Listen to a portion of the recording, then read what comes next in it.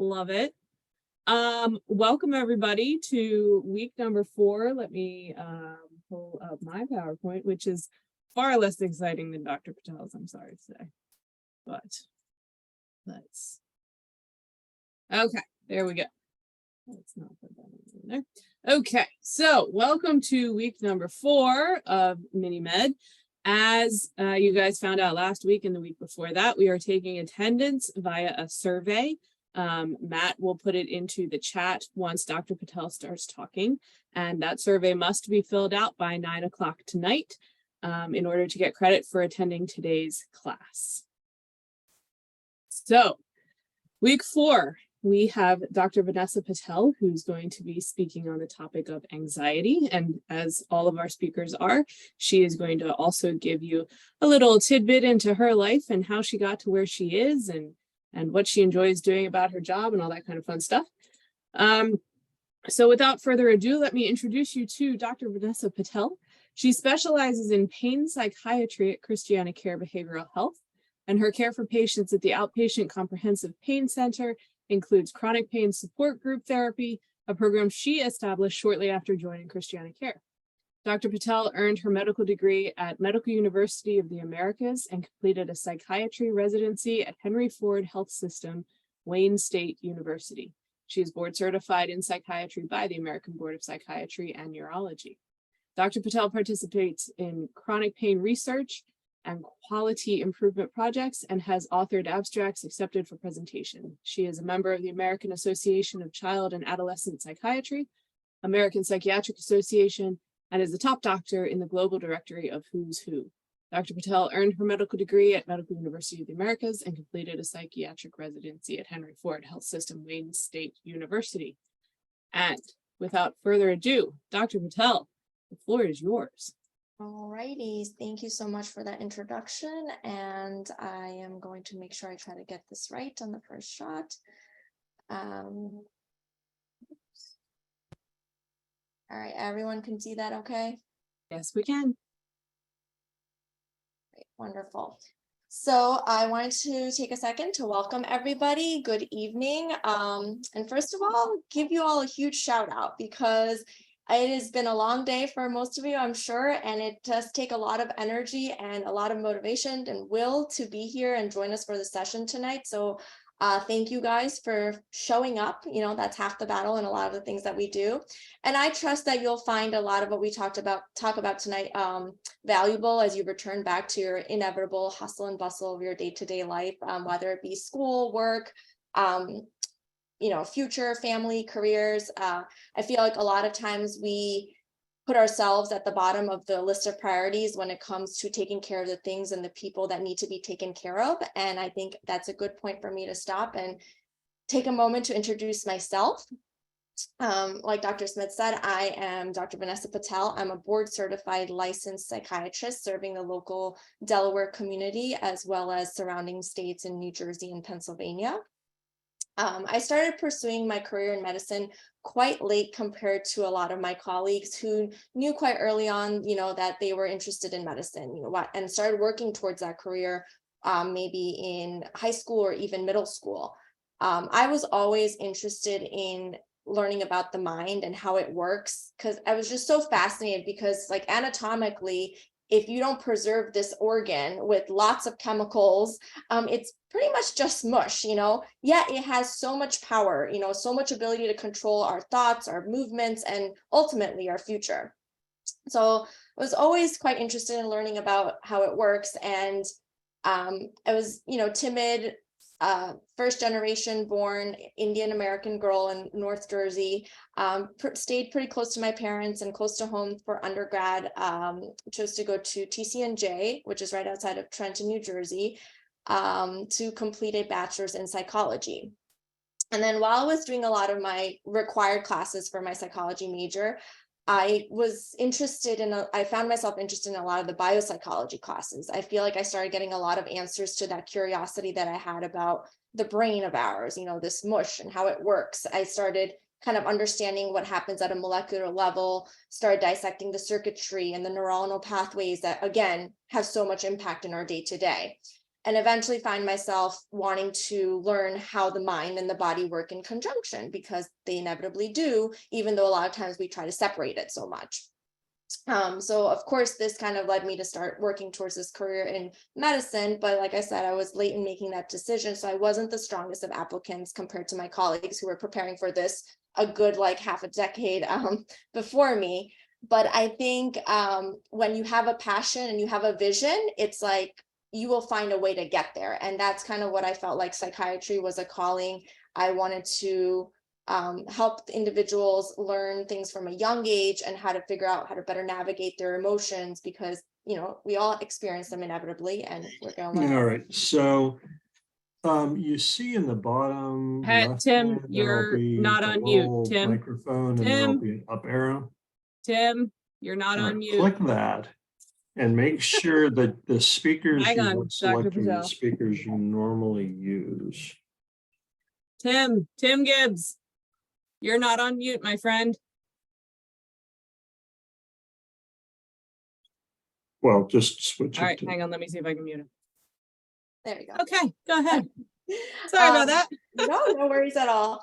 So I ended up taking a detour. I went to a school, me, who was born and raised in Jersey, very close to home, a school that was 1,600 miles away, in a small island called Nevis in the West Indies. And I completed my first 2 years of medical school there at the Medical University of the Americas.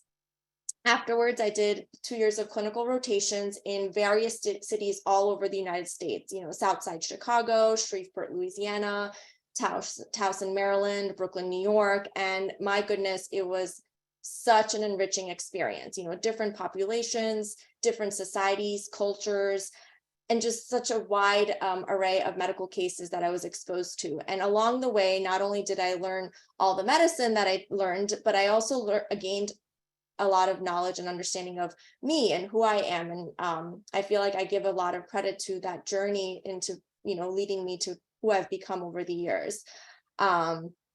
I along the way somehow at one point got married. I completed my residency at Henry Ford in Detroit, Michigan, and we had our 2 boys who are now 4 and 5. And we were like, you know what, we want to move closer back to family, near grandparents and cousins and all that. So that's what brought my family back to the East Coast.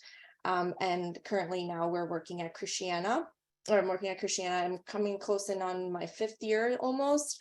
I work with such a wonderful team, and it's been quite an honor to serve the community here in Delaware with their mental health needs now more than ever, because I think the pandemic was a reminder for everyone globally that anxiety is real, and it's okay to talk about it. And I think on that note, we could probably start talking about it today. So I'm hoping that by the end of today's session, you gain a better understanding of what is anxiety and the different types of anxiety, what is normal, what requires a little bit more attention, and most importantly, what you can do to help manage it day to day. So we're going to take a second, and I know you guys all have access to the chat, and you could unmute yourselves too if you feel better doing that. But what is anxiety? What words would you use to describe anxiety? And you could feel free to drop some in here. Or you could feel free to unmute yourself and shout them out, because I don't think I could see everybody. Flight or fight, stress, paranoid, scared, panic, anxious, chaos, overwhelmed, nervous. Great words, all of these. Thank you so much for participating. Terrified, dread, I think those were some of the later ones I saw. So here is not a collective, like a wholesome list, but lots of the words that you guys have described, the worried, fearful, nervous, hesitant, panicky, overwhelmed, all great words to capture what we all have inevitably felt at some point in our lives. I wouldn't be surprised if you experienced some of that just earlier today, in our regular day-to-day when we're facing different stressors. So given that this is the later part of the evening, I do want to take another second or two to step away from this PowerPoint and take about a minute, that's right, just 60 seconds, to just take a breather.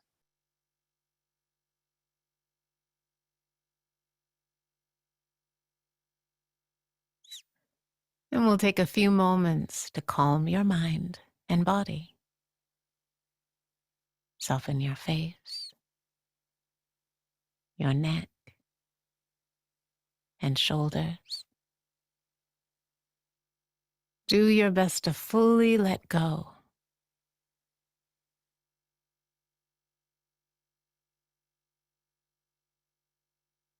And turn your attention to the breath, the calming breath, the soothing breath. Take long, slow breaths, full and deep. Breathing in, I am calm. Breathing out, I'm at peace.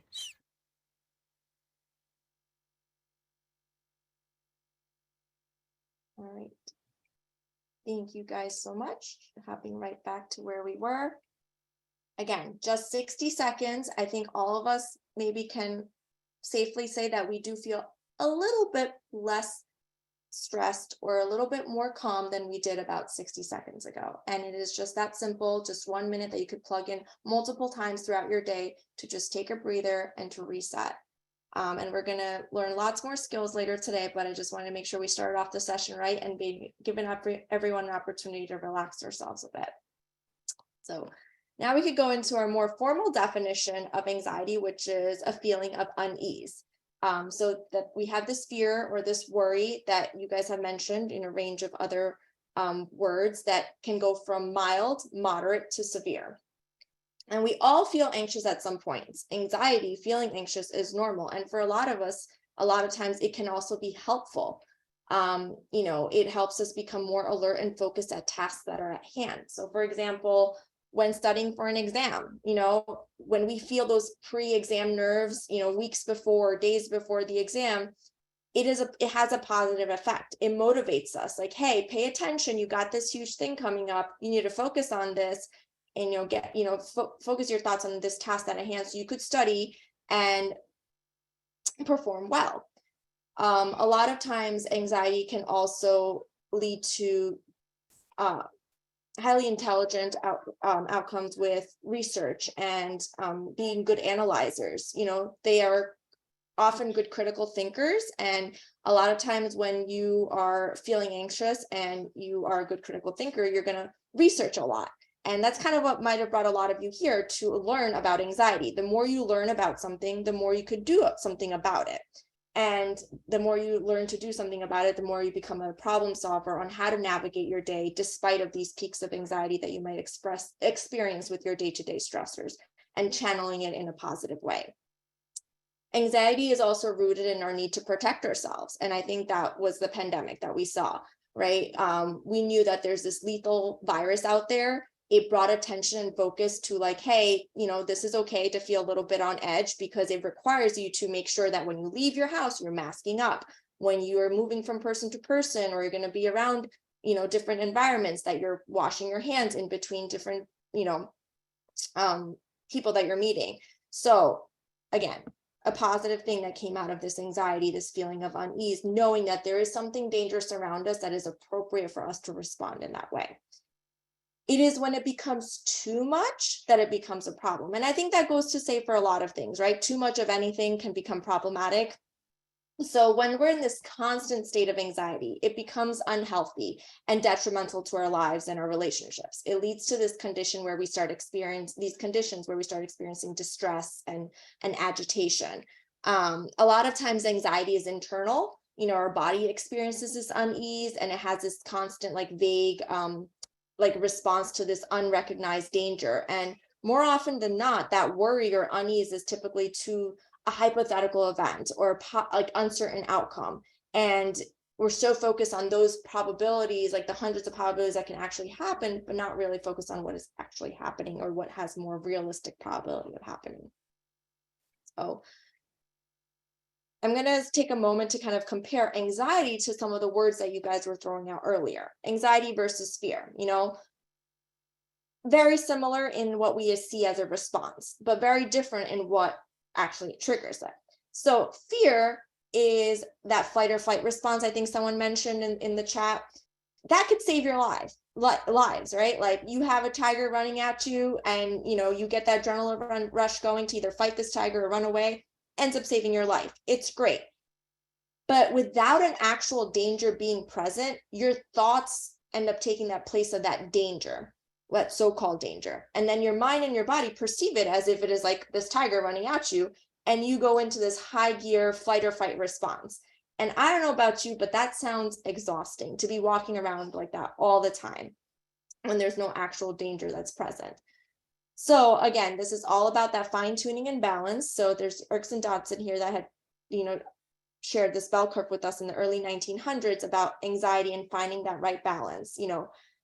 Having too little of anything, especially anxiety, can also become a problem. Like for that simple example about taking an exam that we talked about, if your anxiety doesn't kick in enough to be nervous about it, to spend those hours studying and focusing and taking notes and reading and doing whatever you need to do, you're going to perform poorly on that exam.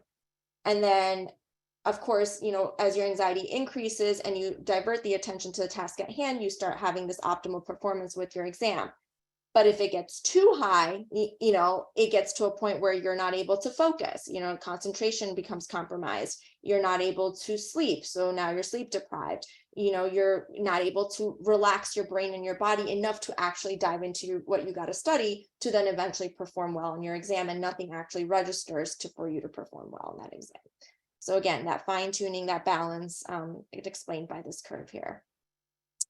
I'm going to take it one more step with stress versus anxiety. I think stress was another word that a lot of you guys had thrown out there in the chat. Again, very similar. We get the same responses, but the actual thing that's causing that stress, that insult or injury, whatever it might be, it has passed, but yet your anxiety is still lingering, or it hasn't even occurred. And you're just living in this future possibility of like, what if this, what if that, what could happen, what might happen, instead of actually focusing on what is happening. And again, I'm going to just step away from the PowerPoint for just another minute really quickly, because I know I'm explaining it, but I think this video does a really good job kind of showing you that it's so slight, the difference, but so great in how much it could affect you.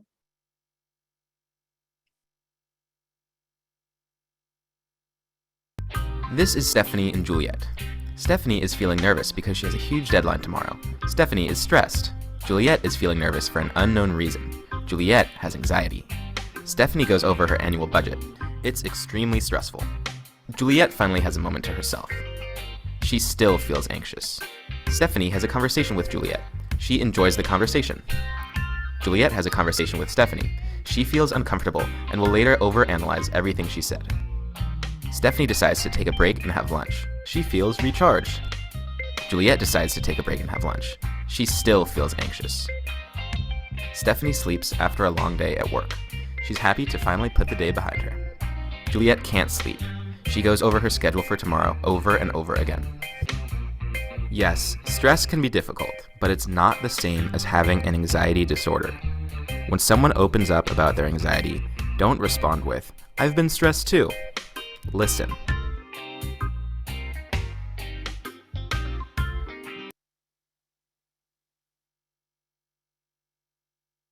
Alrighties, and I promise you those are the last of the videos. But why does all this happen? This stress, this anxiety that we're feeling, where is it all coming from? What's happening at a molecular level in our brains?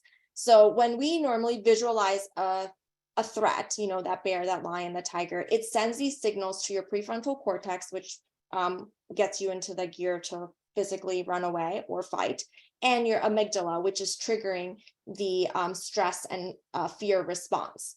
This adrenaline that is rushed into our bloodstream enables us to do that running away or that fighting. This happens whether this danger is real or whether you believe the danger is there, when actually there could be none. this is the body's alarm system, and it's a survival mechanism, right? So primitive mankind wouldn't have survived for as long as we've survived if we didn't have this life-saving response. It works so well that it often kicks in when it's not supposed to. And then we end up with this danger that's in our head rather than what's happening in reality. A lot of times we just have this response and you're like, go, go, go. And it's hard for you to hit the brakes because you're kind of already in this response where you don't have times to take that pause before you respond.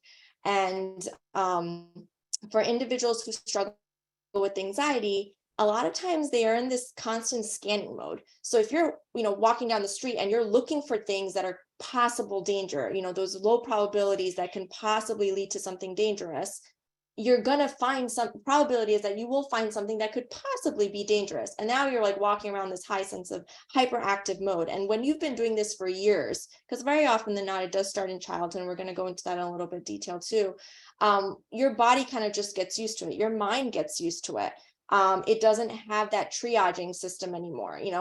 I know we're all guilty of, like looking back at a situation where it's like, oh man, I shouldn't have reacted to that, with that huge ball of emotion for that little incident. But it's like when you're already on high alert and something small happens, it just rushes,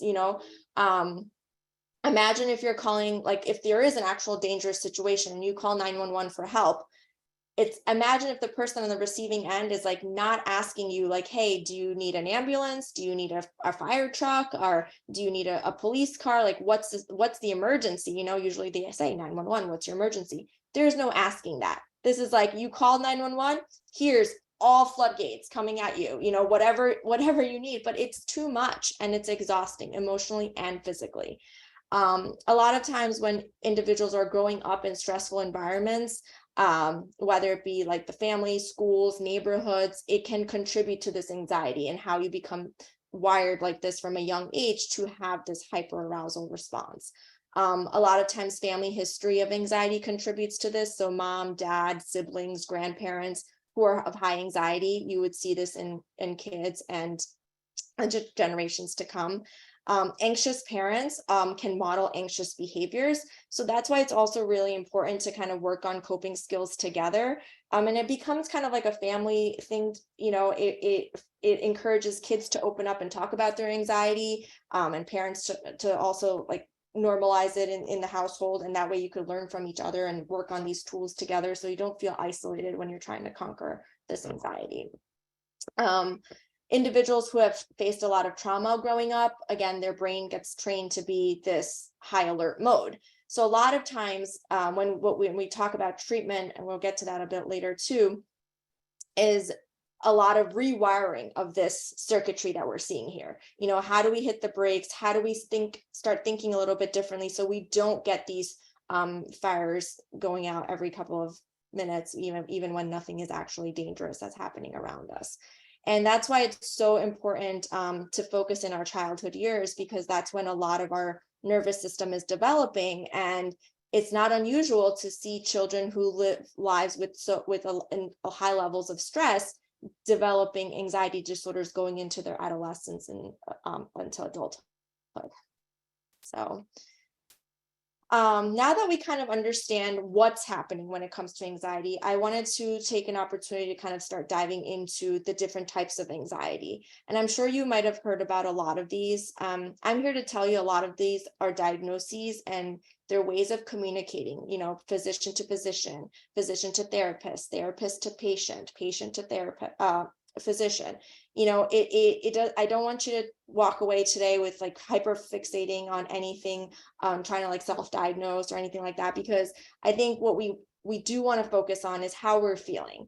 And regardless of what you call it in this list of disorders, all anxiety is an overestimate of danger and an underestimate of your ability to cope. And this combination is what leads to these interruptions in our day-to-day functionality. And that is a key component that we see when things are being diagnosed with things. It is that it's interrupting with your day-to-day functionality. There's barriers in our functionality with these fears, our sense of perceived danger, our discomfort, our nervousness. We want to keep in mind all of this stuff later when we're talking about treatment and goals, because a lot of this is undoing exactly that, increasing our ability to cope and decreasing that, innate response of like scanning for danger, and ultimately improving our day-to-day functionality, both emotionally as well as physically. And then I know I listed a bunch of disorders here. I'm going to focus in on the first 5. I included OCD and trauma-related anxiety disorders, which include like PTSD and acute stress disorder, for completeness sakes, but they alone individually would each need another whole lecture time. So I just wanted to make sure I included it here just for completeness sake. So we could start with generalized anxiety disorder. It's the most common type of anxiety disorder. Some of the main symptoms that we see with generalized anxiety disorder is that you're constantly worrying about different activities and events. You're very often feeling like you're not in control, and you feel like this constant, like on edge with all of your surroundings. Generalized anxiety disorder is very hard. It's difficult to diagnose because you'll see, compared to other anxiety disorders, it doesn't have very specific, unique symptoms for that type of specific anxiety. If anything, it's like this vague restlessness, poor concentration, easily tiring, irritability, muscle tension, sleep disturbances. It's like you're trying to go to sleep. I think we saw in that video, but your mind is just like not able to shut down. It's like this hamster wheel that keeps going and worrying about the 50 different things on your mind. So a lot of this, when you're experiencing it chronically in an excessive amount for at least 6 months, it gets diagnosed with generalized anxiety disorder. For children, it's 12 months. And more often than not, it does begin in early childhood and adolescent years. I feel like a lot of times when patients come for the very first time experiencing or endorsing these symptoms, and you ask like, well, when did it first start? And they're like, oh, I think I've kind of been like this my entire life. And it, dates back into their childhood. And we all have common worries. We're worried about relations, our health, our finances, our grades, our career, our daily day-to-day stressors. But it's gotten so bad that it's interrupting our functionality. It's getting to a point where, like, yes, I'm stressed about my finances, but I can't even get myself to get out there and get a job to fix those financial stressors.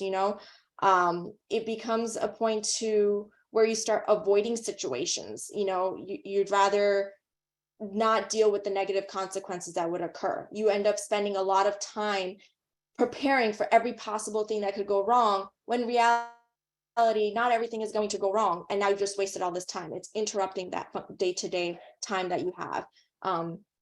You end up procrastinating because, again, you're so worried about the outcome that you're just not even going to tackle the problem.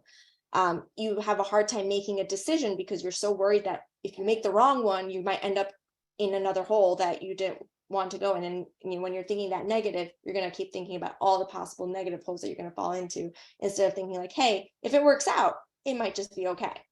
And a lot of times you find yourself looking for reassurance from your loved ones, your colleagues, your peers, like, hey, like, is this okay? Like, they kind of need that stamp of approval because their anxiety is keeping them to a point where they're not able to do this independently and confidently.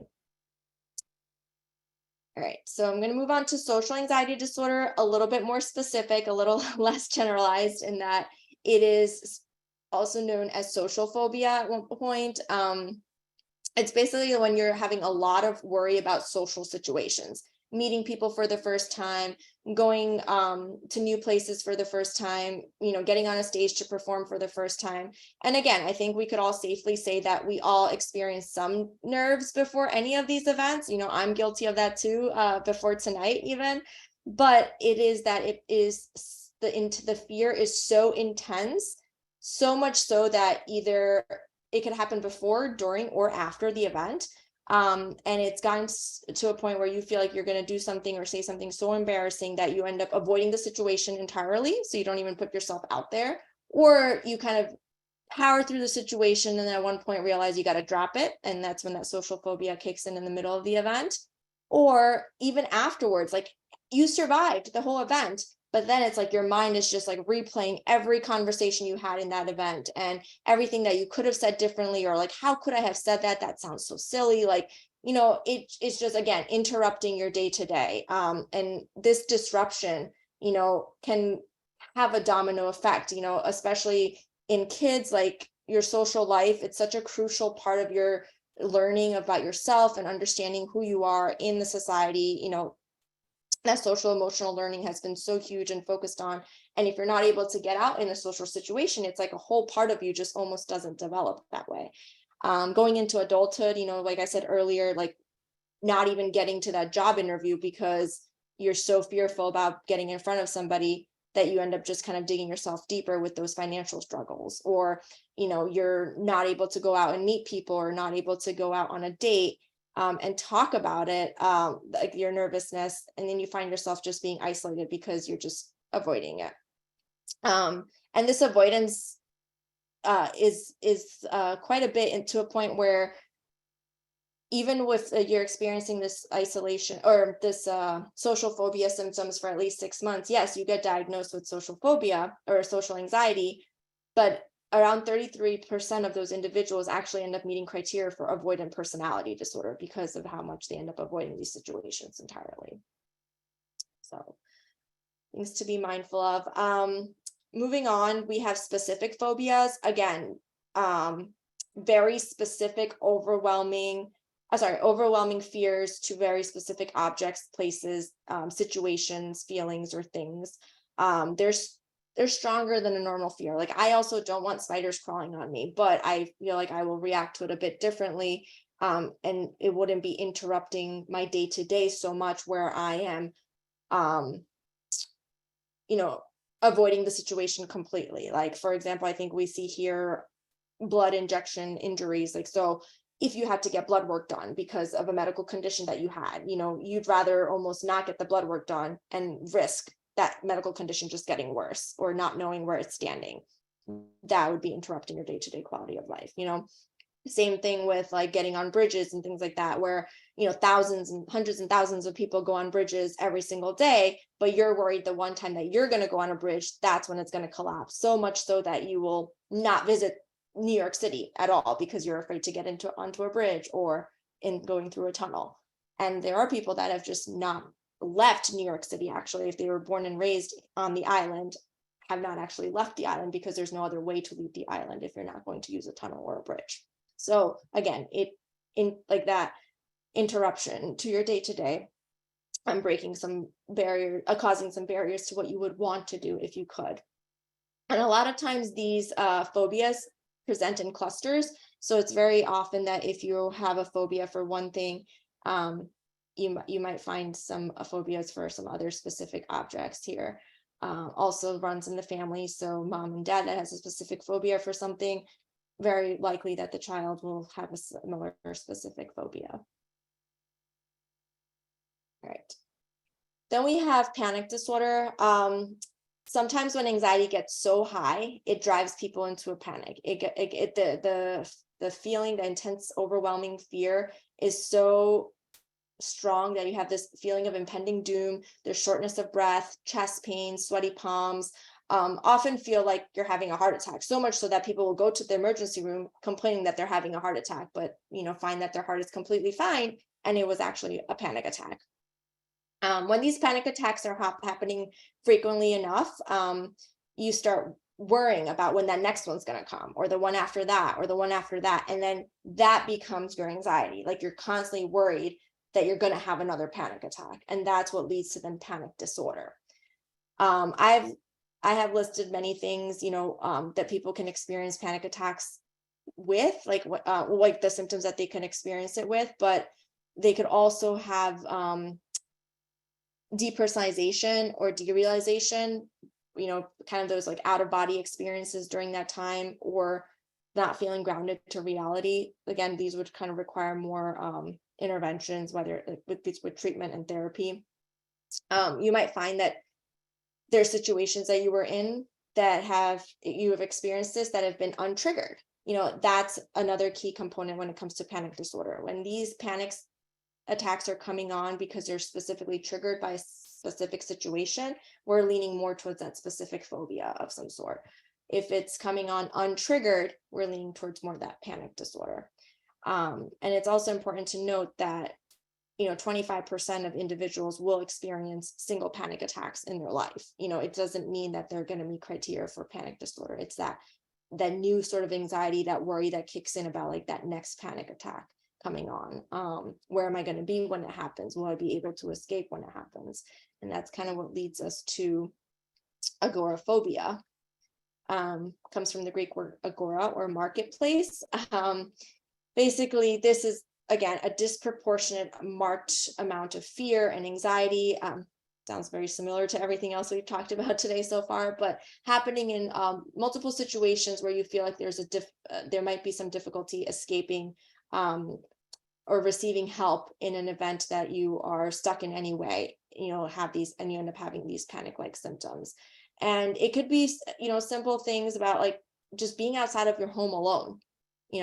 Physically just stepping outside of your house alone, traveling in public transportation, being in open spaces that are kind of just like these vast, like open parking lots, or crowded spaces like the mall or the movie theaters. Standing in line sometimes can cause these panic attacks to come on.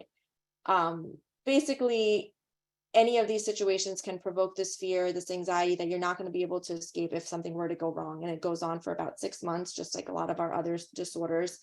And it gets to a point where like sometimes people will end up enduring it and then will never do it again, or they need someone to like be with them, like kind of as a companion to be in these spaces, and then that becomes their crutch. And we're going to talk about safety behaviors in a little bit, but a lot of times a lot of this avoidance adds to that possibility of avoidant disorder as well. All right. So I know now I've gone through like some formal definitions of like diagnoses and like reviewing some of them. I wanted to just share some facts. I know there's a lot of kids here. So at least 20% of children under the age of 18 have significant mental health problems, and about 75% of those don't get the help that they need. And oftentimes, and not when this is starting in childhood, it persists into adulthood by the time they get that help for the first time. And like we were trying to like undo anxiety that we've kind of solidified for so many years because we didn't interrupt it at a sooner age. So, early intervention for prevention is the way to go. Up to 6% of kids and youth have anxiety disorders severe enough to need treatment. Many children have more than one kind of anxiety disorder. So sometimes if they are diagnosed with an anxiety disorder, about 50% of them meet criteria for another anxiety disorder, and 75% of those individuals will meet criteria for another psychological disorder in general. I also wanted to add to this that is very often presents with others psychological disorders such as depression, substance abuse, personality disorders, and even medical disorders.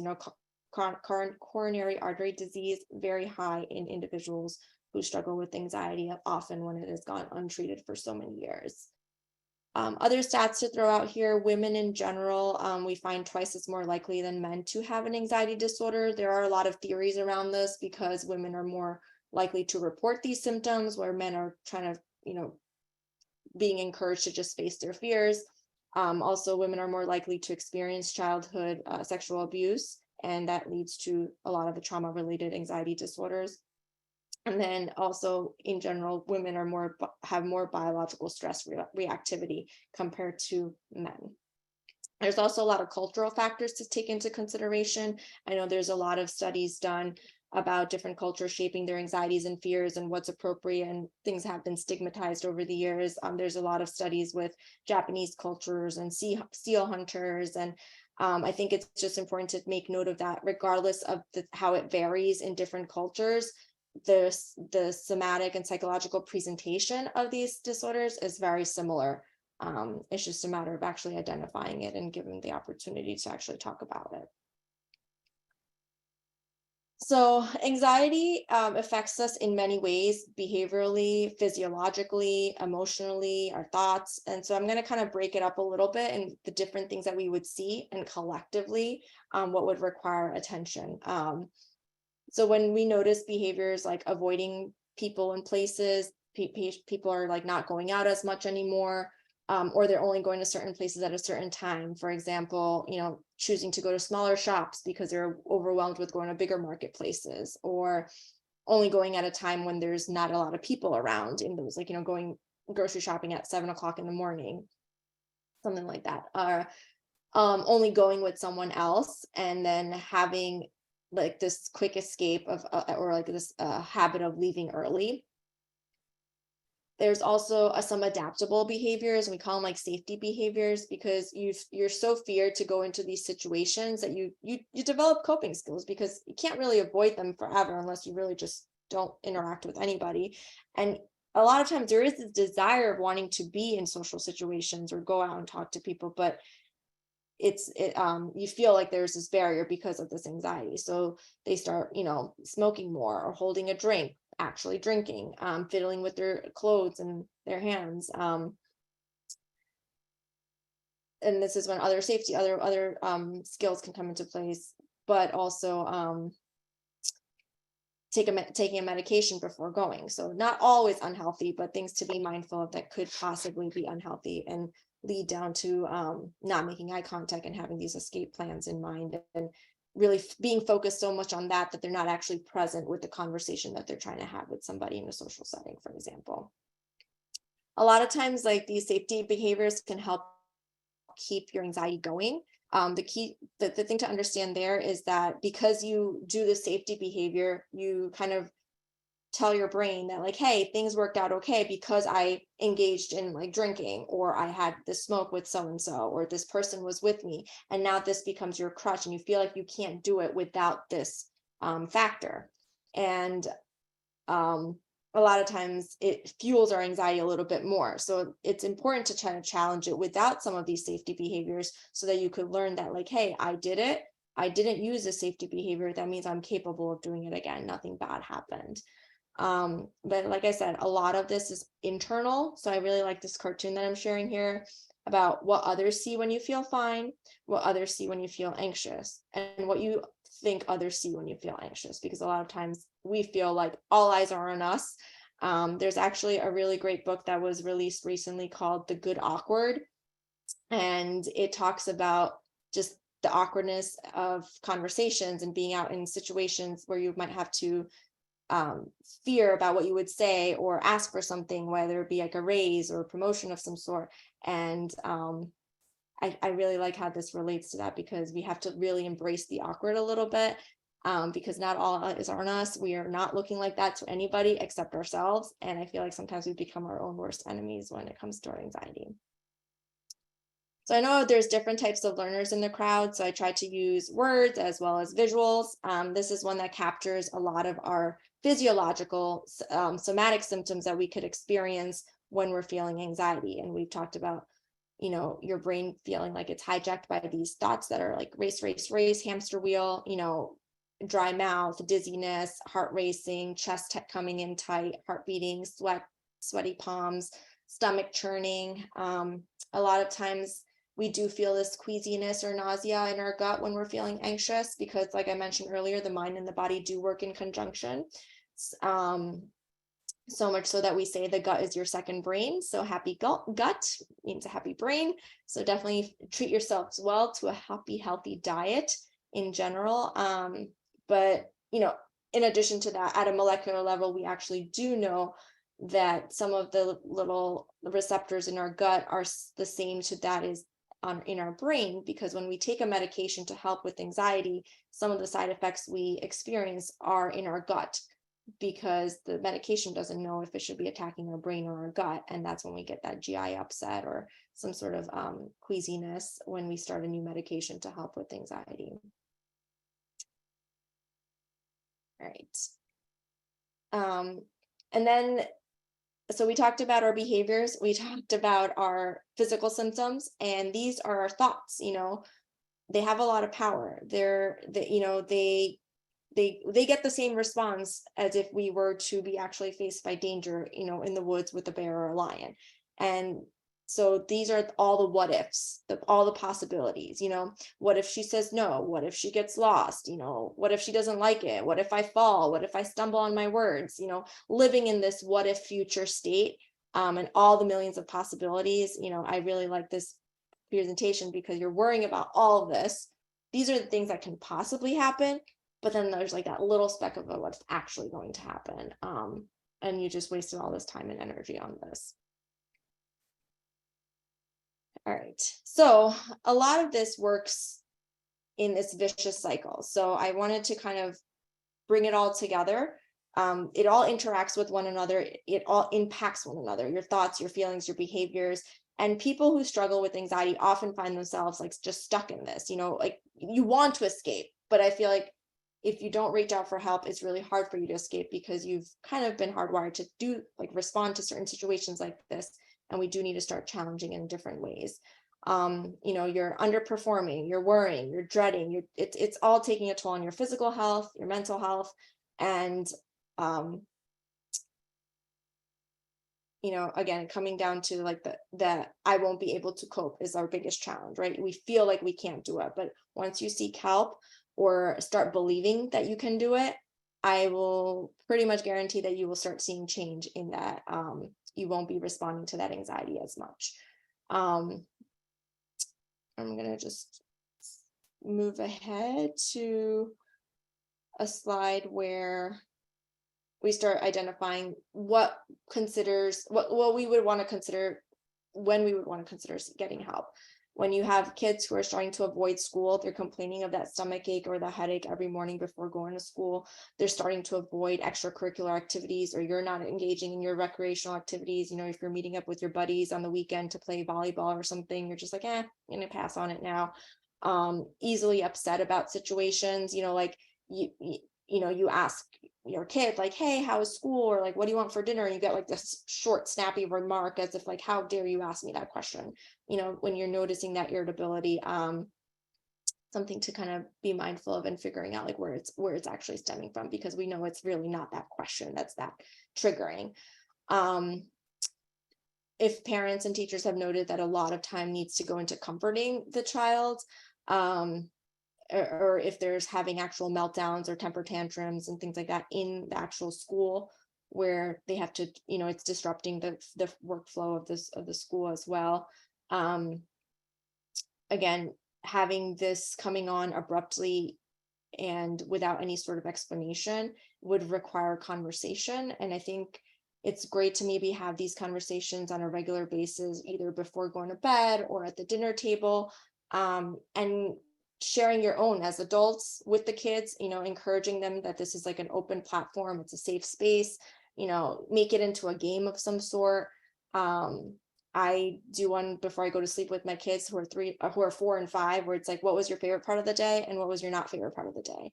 And if there's such vague questions, it's not like asking about how they're feeling or anything like that specifically, but it will trigger something that might have rubbed them the wrong way earlier that day.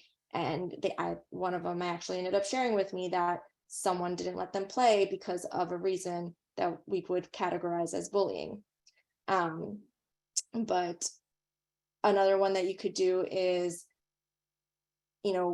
what's something good that happened today? What's something bad that happened today? What's something that you want to work on, especially with the older kids, because they're always working towards accomplishing something, when it comes to their applications for college, or studying for that test, or, trying to honor roll, and, or whatever it might be, because that can all those things that they're working towards can be stressful and anxiety provoking. So we want to kind of catch it before it gets to a point where that anxiety has gotten so bad that they're not performing to their ability.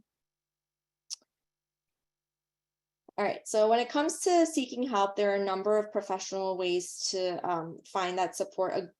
In college, there's a lot of student counseling services that are embedded in the campuses. When in workplaces, they have a lot of employee assistance programs, the EAPs. for mental health. In general, when in doubt, a primary care provider is the best place to start because they will be able to connect you to the right person if they feel like you need to go to a psychiatrist or a therapist. You could call any one of the following numbers. Of course, if your anxiety, depression, or any sort of mental state has gotten so bad where you're having thoughts about hurting yourself or hurting anyone else, you should definitely go to the emergency room or call 911. We have mobile crisis centers that are unique in our local area for both Wilmington and Christiana, like through both the hospital systems or locations, where they will actually figure out, like get on the phone with you and have a conversation, but they will also make plan to meet up with you, whether it's like at the hospital or the library or any sort of like meeting place. It could even be your house. And then once you're on their radar, they'll kind of come check up on you at the 24-hour or the 40-hour mark if they feel like it's appropriate or necessary. You know, a lot of the suicide prevention lifeline is a 24-hour speak to me. You know, someone was going to be there to kind of walk you through the reasoning towards this life worth living, because suicide is often a permanent solution to what is likely a temporary problem. And I think sometimes when you're in that crisis situation, you do just need that listening ear to kind of help you walk you through, identify some of your strengths, and then build from those, and then get you to in front of the right people if again necessary. You could definitely find a lot more information around this on the medlineplus.gov website. And just recognize that asking for help is not a sign of weakness, but actually a sign of strength, that you want to take control, you want to be back in the driver's seat and do something about this, because you are more than that. You know, we are all more than our weakest points. And then the best part is, if you do reach out for help, there's plenty of help available. Anxiety disorders can be treated. You know, a lot of it starts off with cognitive behavioral therapy, again, challenging those negative thoughts that are actually kind of just reacting to possible danger and possibilities of worries and things like that are not actually there. Increasing it also helps you kind of work on increasing your ability to tolerate these uncertainties when you're going to be in a situation where you're not really sure how everything's going to go, like even like a family vacation where you're not sure if the flight's going to get there on time or if your luggage is going to come in. That sort of anxiety can keep you from not going on the flight completely or going on the vacation overall. But again, kind of getting you, like the cognitive behavioral therapy gets you to start tolerating these uncertainties a little bit more. They kind of start working with you where you could make times, schedule times to worry about things. And then when you're not in those windows, you're not going to be thinking about it, and really like practicing that. You learn to focus on the present moment. So again, not living in the future with the millions of possibilities, but really just focusing on today at this moment with mindfulness. You could also do very structured systemic exposure things to like the specific phobias, the social phobias, agoraphobias, where you're kind of doing a guided, graded approach. So you're kind of working with going outside of the house to your front desk, for your front step, and then kind of going to the end of the driveway, then going to the end of the road, and then outside of the neighborhood, and kind of working your way up. I know that's a very simple example, but just kind of give you the idea of how it would work. There's a lot of social skills training to kind of decrease some of those safety behaviors that we talked about, learning other relaxation and stress management tools, and of course, eventually, you know, if there's a place for it, there are medications. Antidepressants serve the purpose to help with anti-anxiety, anti-anxiolytics as well. And then other ones that can be used off-label, which you could definitely have a more in-depth conversation with your provider about. I like this quote by another physician who shared that I always point out that there's a need more than medication, which is the bridge between feeling terrible to feeling better, but you still need to walk across that bridge. And that's where psychotherapy comes into play. So, you know, you could be on the best of medications, but if your tools on how to handle crisis situations or the high peaks of anxiety are not there, you're still going to keep finding yourself stumbling. And with that, I will like to share with you some skills that you could walk away with from today and hopefully find some benefit from. And again, there's hundreds and hundreds of tools out there. So these are just a few that I wanted to capture today. Remembering that, you know, there's varying degrees to all of these, and it, you know, just because it works for one person in one situation doesn't mean it's going to work for another person, or even the same person in a different situation. So the more tools you have in the toolbox, the better you could manage the different types of situations you'll be facing.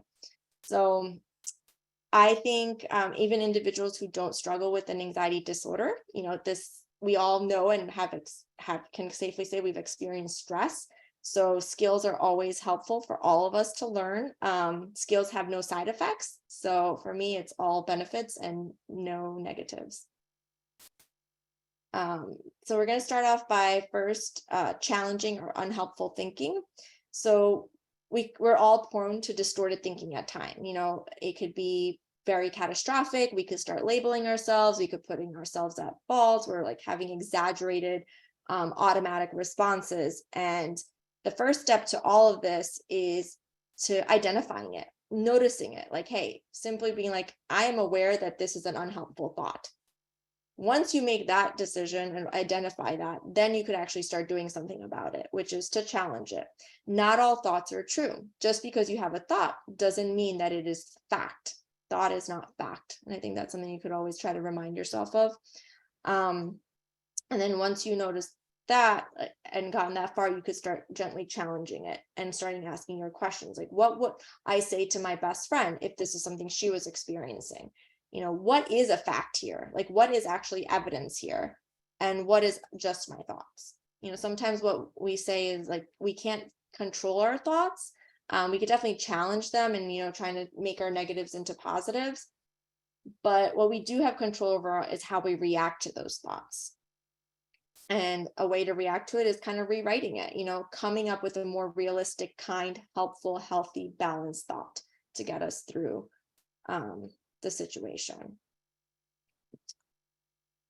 I know we started off with a very quick, calm 1 minute, you know, it wasn't even a breathing exercise. I would just say it was just a reminder to take a breath, you know, but there's a lot of breathing exercises that you could try, and it only takes a few seconds. You don't need any equipment. You could do it no matter where you are. It's particularly helpful in stressful situations, but I think it's also good to practice it at regular intervals throughout the day, even when you're not feeling stressed. Because they're not easy. A lot of it is kind of going against our instinctual way of breathing, which is with our lungs and our chest. And this is more of like that belly breathing, which I'm sure a lot of you guys have heard about. But if you keep practicing it, when the situation arises, you'll be able to use it a little bit better in those actual stressful situations. The one I like a lot is 4-7-8, I feel great. So we could take, again, another 30 seconds to just plant our feet softly on the ground, hands at our side. You could even put one hand on your belly if you're gonna wanna watch that hand go up with that belly breathing. But I want you to slowly inhale for 4 seconds. Hold it for 7.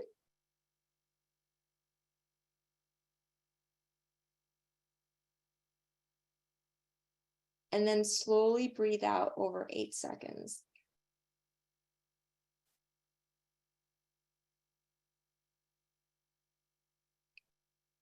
And here I just wrote 4-7-8, I feel great, because it's a good way to remember it.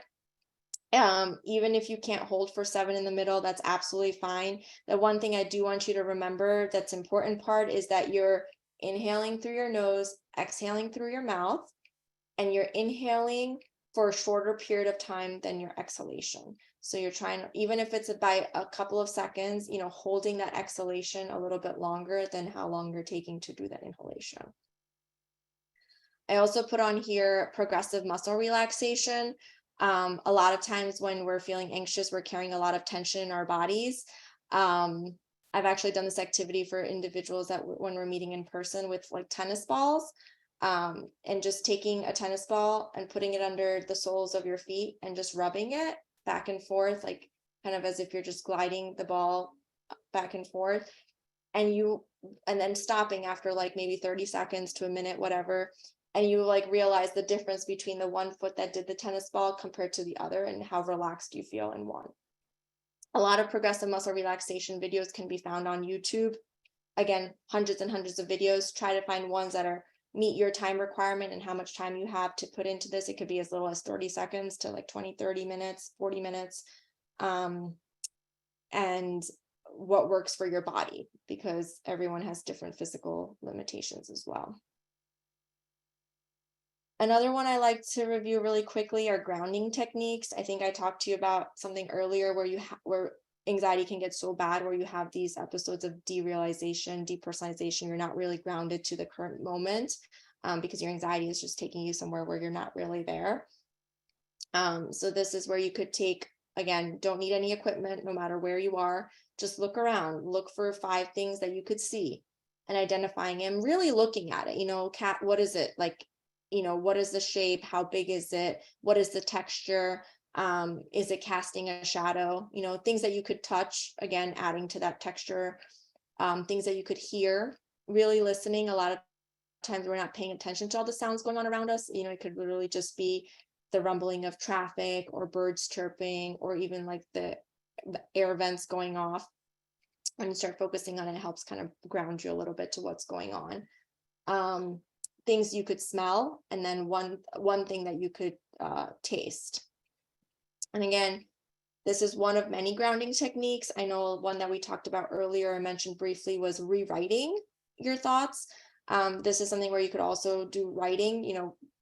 If you're feeling really anxious and you just want to kind of ground yourself back to the present moment, you just be like, I'm Vanessa Patel. It's 8:01 on a Thursday evening, April 27, 2023. The sun has just set outside. I'm sitting by the window. I see cars going by. I see lights flashing with the construction happening. Again, everything you see, touch, hear, can taste, and possibly smell, just writing it all down as if it's in a journal entry. And then what I really like is this personal rescue box, having that handy box or basket, filling it with things that bring you a sense of joy or calm, whether it be things you could look at, old photo albums, books you could read, magazines, things you could feel, like lotion, a sense of smell, as well as a sense of touch. And like having that, ready and handy, because when your anxiety is peaking, sometimes it's hard to figure out what to do. But if you have it there, you could just kind of grab it, dive into it for about 15-20 minutes, and then kind of help you reset a little bit so you could go back to whatever you were doing before that anxiety started peaking out of nowhere. Okay. This is our last one, which is using the Apple technique, acknowledging that there's some uncertainty on your mind, taking a pause, not reacting. I think just giving that brain a little bit of a time to think before you react, pulling yourself back, kind of telling yourself like, this is your anxiety or your depression talking, you can't believe everything you think, thoughts are not fact, letting go of that feeling, and then exploring the present moment, similar to how we just did with grounding, before you proceed to whatever, again, you were doing before that anxiety picked up. I'm going to end with just this last thing real quickly, but this is a list of positive affirmations. I actually have this on my clinic wall, because a lot of times we say like, okay, I want to be more in control over my anxiety. I want to be fit. I want to be toned. I want to be healthy. In order to be something, you got to do something about it.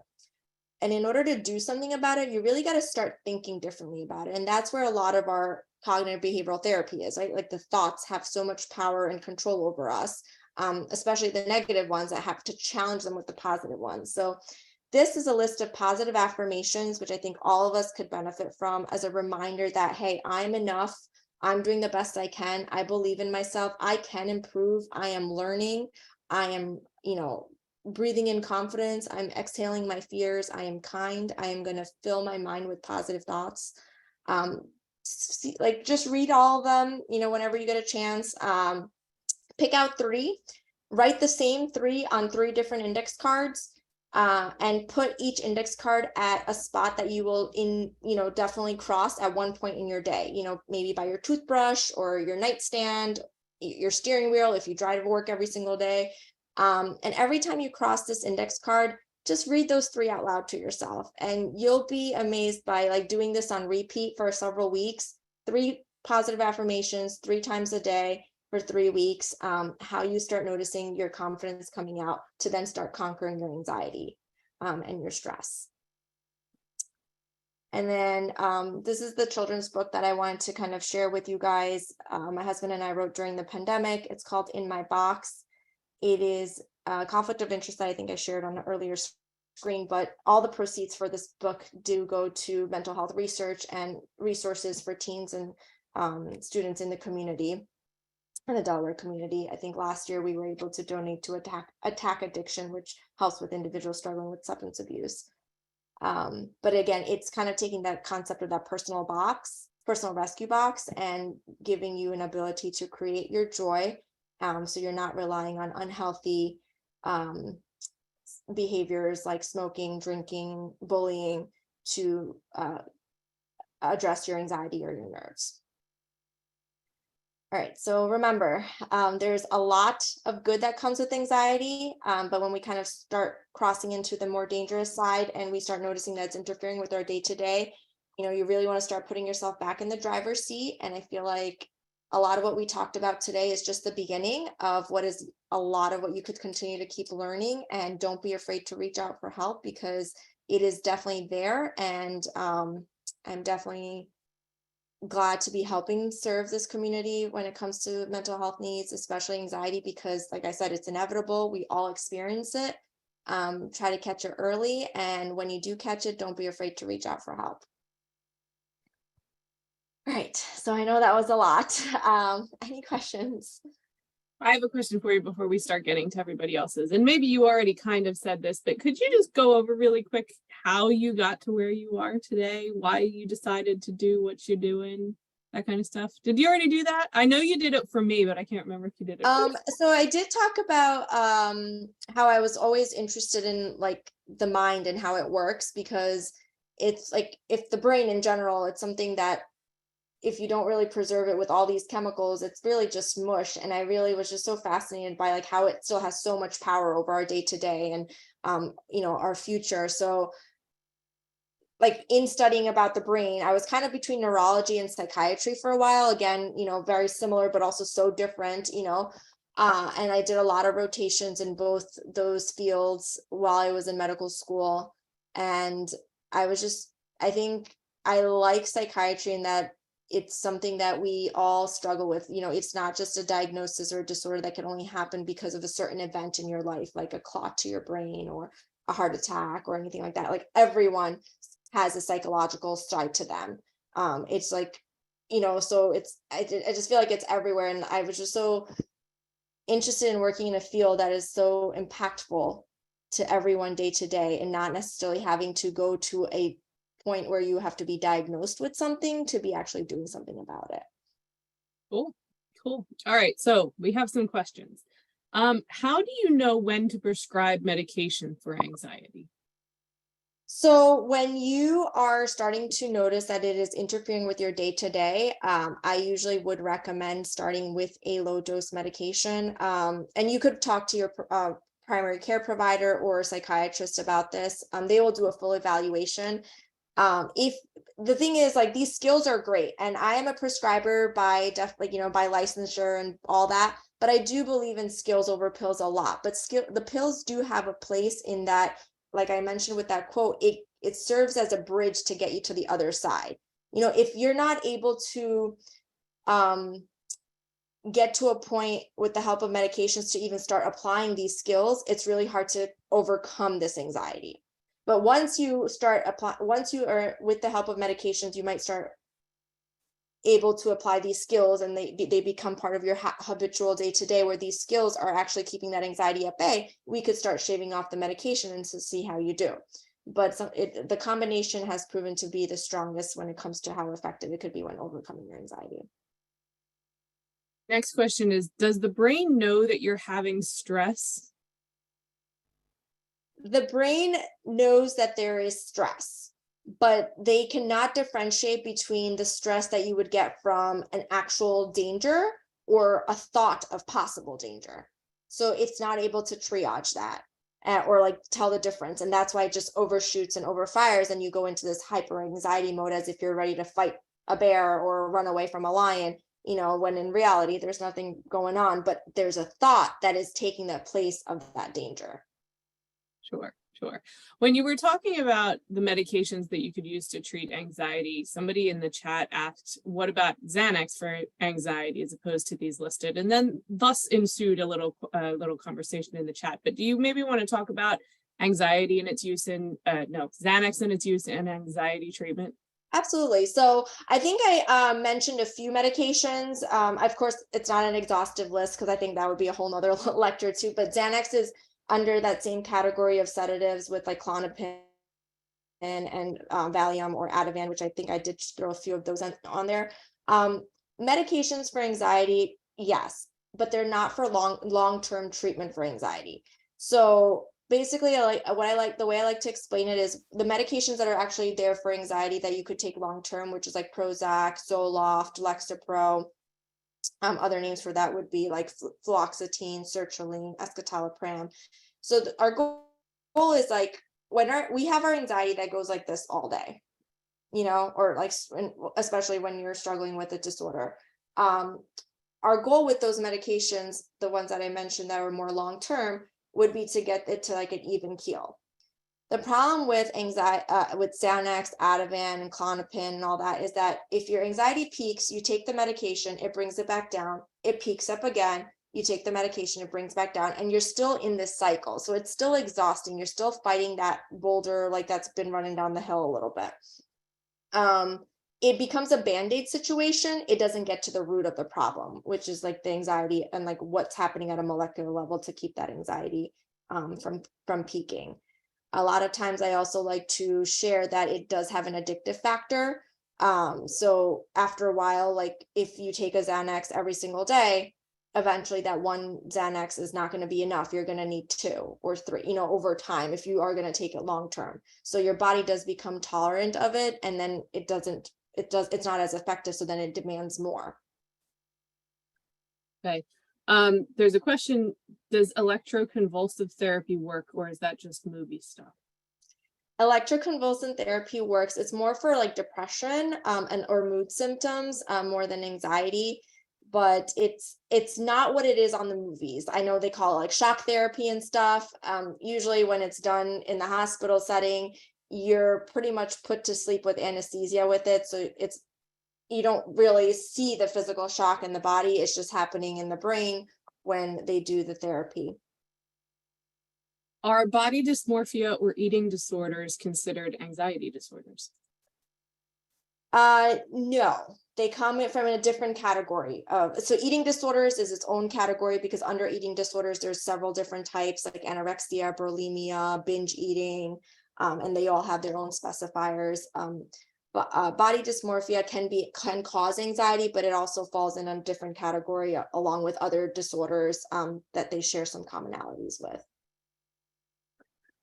So there's a question in the chat. It's kind of a situational question. When this person's at a work meeting, they feel anxiety because they feel like everyone around them is smarter than them and looking down on them. What does that mean? That is social anxiety. It is a type it's a situation where you feel like all eyes are on you. You're going to do something or say something that's not going to be as smart as the person sitting next to you. And I feel like, so great for showing up for that meeting. That's again half the battle, right? You're showing up and now you're at least acknowledging like this is something I'm feeling. Here, I want you to start asking yourself, like, what's the evidence for this? Has there been situations where someone has made a comment or remark around your intellectual level compared to your colleagues? Because chances are a lot of it are your thoughts and they're not fact. So always try to look for that evidence. And if there is a situation, because, there are toxic work environments, and, if you feel like this is something that people are making you feel because of some certain comments or remarks they have made, I think that requires another conversation with your boss and your colleagues. But I think where we've gotten so far with this question, I think the next step would be like, show me the evidence. Is this something that is my thought versus fact? Can how your parents behave affect your own anxiety? Is it genetic or is it passed down in any way? Yes, it is not fully genetic, but genetics can contribute to your anxiety. And a lot of times how your parents react to their anxiety and how they're coping with it, because you're growing up around it. And we all know like a lot of kids learn from their parents because they're like their first sight to the rest of the world. So there's a lot of modeling in their behavior. So how parents respond to their anxiety definitely reflects in kids. And just the genetic buildup definitely has a percentage of what contributes to your anxiety, but it's not all of it. Can anxiety lead to a heart attack?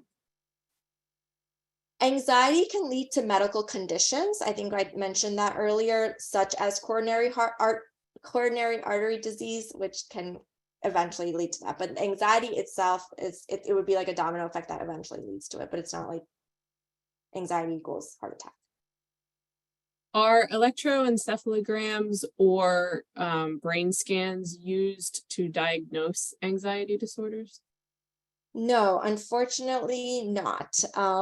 We don't have a stethoscope that we could put to your brain to see how it's functioning and circuiting. Like I said, it's just mush up there otherwise. So that's why you do have to go through these long evaluations. Psychiatric evaluations are quite, thorough, like an hour, easily hour and a half, just to kind of understand your behaviors, your patterns, and how you react to your day-to-day situations. And if that's not enough, they could go even further with like neuropsych testing, which would then dive into a whole series of assessments that you could do. That would be like 3-4 hours long to then show if it's really like if your performance is really due to anxiety or lack of performance is due to anxiety. Is there a scale for diagnosing anxiety? Like, is it a spectrum or? So there's a scale there. It's called the GAD-7. It's more of like a screening and it's used for monitoring. I wouldn't say it would be just enough to diagnose, because again, I think we do need to have the verbal like evaluation and assessment to determine how much this is impacting your day to day. And so there is on that scale, I think it scores at a total of 21 points. And depending on like, how you're scoring, like 5 is mild, 10 is moderate, above 15 would be severe. And then that would determine like, do we want to just target this with therapy alone? Do we need medications and therapy? Depending on that spectrum. So And that's a then good segue. There's a question in the Q&A. It says therapy versus medication. Which battle do you conquer first? It really depends. It's case by case. Like there's a lot of research that shows that the combination has the best efficacy for long-term maintenance, but it's really on your comfort level. It's not very unusual to see individuals who struggle with anxiety to be anxious about even taking a medication to help with their anxiety. So sometimes if we have to start off with therapy first and then see like, okay, I'm doing okay, or no, I'm still struggling, maybe I do need that medication. But it's case by case. I can't really say if it needs to be one or the other for anyone unless you actually go and get evaluated to see where you're falling and how severe it is. What can be done by people who don't have anxiety or anxiety disorders to help those that do? Like there are several questions about specifically somebody with social anxiety or somebody with bipolar. How can you help other people? So I think talking to them is a huge step one, like letting them know that, hey, I'm here. Because a lot of times people who struggle with mental health illnesses, whether it be anxiety disorders or other, often feel isolated. They feel like people don't understand. So I think talking to them, kind of letting them know that you're there and you're there to support them in whatever they need. If they're struggling to seek help, maybe like offering to go for that first appointment, or helping them make that first appointment for them with a behavioral health specialist or even their primary care doctor to be like, hey, I'll be there. I'll just be there in the waiting room if you need to tag me. And like, just again, being present can be helpful. When it comes to like your loved ones and your individuals that in your household that are actually been diagnosed with it, like I said, when we were reviewing skills, there's no side effects to a lot of these skills that help with anxiety. Work on them together, be a part of that treatment for them. Of course, don't make it so much that like they can't use these skills without you, because then that again becomes an unsafe, like unhealthy safety behavior. But like kind of getting help getting the ball rolling with utilizing a lot of these skills, because we could all benefit from them. We don't have to have a disorder to ground ourselves every once in a while. Very true. If you are a minor and your parents don't support therapy, but you believe it would be beneficial for you, what are your options?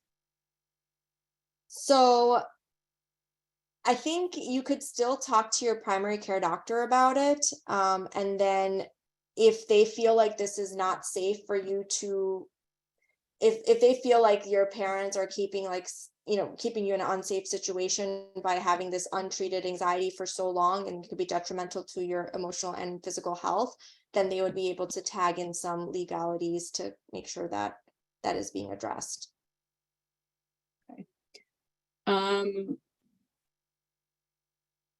What do you recommend for people who have anxiety or are anxious about an upcoming event and can't get a good night's sleep? I'm sorry, I didn't quite catch that. What do you recommend for people who have anxiety or are anxious about an upcoming event and can't get a good night's sleep? I'm laughing because this was me yesterday. So I think a lot of anxiety can be addressed with good sleep hygiene. And I know that could be a whole nother lecture too. But really, like, maybe if you're noting that, like, if it's worrying about the next day or like an event that's coming up, like making a checklist and like remember, like, again, showing yourself the evidence, like, I've done all this. It's like, I've done what I can, like, I've done what I can have control over, and I have to start letting go of the things I may not have control over. Right. So again, kind of reassuring your brain and giving it that positive feedback that, like, I did whatever I had to do. I'm as prepared as I can be. And then using good sleep hygiene. So not like doom scrolling on your phone, while you're trying to go to sleep, and like trying to like rule out every hypothetical situation that possibly can go wrong at that event. Doing things that are relaxing the night before, like, taking a shower, listening to some calm music before kind of getting into bed. Reading a book or something like that, or something, again, whatever works for you to help calm your nerves before you get into bed. And again, noting that, like, it's not abnormal if you're experiencing this, but if it's happening all the time and there is no trigger, like in this situation, there is a stressful event that's coming up, right? So it's, to some degree, it's normal. But then when it gets to a point where it's not allowing you to function the rest of the time, that's when we kind of cross into that. Or it's lingering even after this event has passed, you're still experiencing this anxiety of what could have, should have, would have happened. Can anxiety disorders be overcome, or are diagnoses lifelong? So anxiety disorder is very often lifelong. There is a possibility to overcome it. It's not to say that you're going to have to be on medications your whole life, but because you, like I said, a lot of this starts in childhood, and your brain is hardwired to respond to danger in a certain way, or lack of danger even in a certain way. You really need to start kind of working on using those positive thoughts more, and like not really falling into the negative thought traps, and challenging your automatic thoughts. And if you keep doing it enough, like, you will overcome it. But that's not to say that you won't have a situation down the road, because going into adulthood, there's a lot of stressors that you might not fall into those old habits, right? So it is going to be like this challenge for you. It will get easier as you keep practicing these skills and you have the help of medications. But you can't really say that it's going to go away and never happen again, because you're going to face stress, and that's inevitable. Is hypochondriasis a type of anxiety? It is anxiety provoking, but it comes from that same category of disorders that I think someone asked about earlier with body dysmorphia. So it's clustered with another group of disorders. Okay. You mentioned happy gut, happy brain. How are these related? So diet and I always say diet and exercise are just so crucial to our mental and physical well-being. I think we could all safely say that when we're overstuffed or eating really bad, fried, very high carb foods, like, we don't feel so great sometimes. We feel bloated, we feel groggy, we say like we got that food coma, you're going to just like curl, like go to bed. So again, it interferes with the better side of us, being able to put that best foot forward when we're facing a stressful situation or a day-to-day you know, hustle and bustle kind of thing. So in general, a happy gut, like just a good healthy diet can help our brains in that we're giving it the right nutrition to function well. If you are having an anxiety attack and you cannot calm down, what would happen? Nothing. And that is the beauty of a panic attack. Even if you do absolutely nothing, you don't take a medication, you don't do any of your deep breathing exercises, the beauty of a panic attack is that it has to come down. It's just that until it comes down, it just feels so horrible that's why we have these skills that we can use to bring it down a little bit more smoother, a little bit more sooner. Can a diagnosis of anxiety lead to discoveries of other psych conditions like schizophrenia or bipolar disorder or depression? Yes. When you're being evaluated, even if you go in saying like, hey, I'm worried that I might have anxiety, when you get a full psychiatric evaluation, they are going to go through a whole gamut of symptoms with you to see if there's any comorbid diagnoses like the few that you mentioned, along with others. All right, let's call this the last question. How would doctors or psychiatrists know if a patient has a chemical imbalance that causes a psychological disorder? That's a really great question. Oh, all the questions have been really great, by the way. But I was like, I feel like I'm in the hot spot, like the hot seat. I know, I'm like, boom, boom, boom, boom. But I'm sorry, I'm blanking on the question. How will chemical doctors imbalance, know that yeah. you have a chemical imbalance? So that's a really great question, because a lot of times when we assess for anxiety, we said that in a lot of the lecture today, if there is an identifiable stressor or a cause for that fear, that danger, uneasiness, that nervousness, that becomes situational versus chemical. Usually when there is no identifiable trigger or stress or anything to be really like that nervous about, to that, unreasonable, irrational fear or worry, that's when we know that the chemical imbalance is playing a role in that presentation. And if it is truly situational, a lot of times medications won't be offered, because we are going to address that with therapy and how to navigate that situation. But if it has some component of chemical imbalance, that's when the combination will work better. Thank you so much, Dr. Patel. I know I learned a lot, even if it's just how to breathe properly. I hope everybody enjoyed this evening's session. As always, Dr. Patel's slides will be available on DelawareMiniMed.org.